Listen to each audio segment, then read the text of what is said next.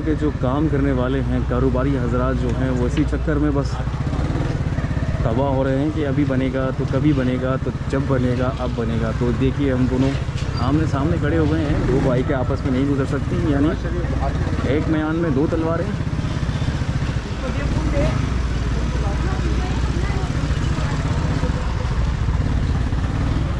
तो यहाँ से चलना हुआ मुश्किल।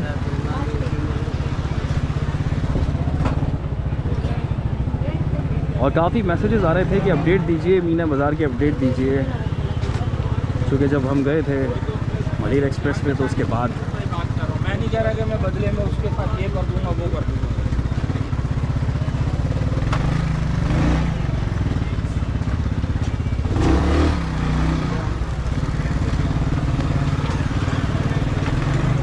मलिर एक्सप्रेस के बाद तो भाई बहुत ही ज़्यादा मैसेजेस आने लगे कि हमें अपडेट दीजिए, अपडेट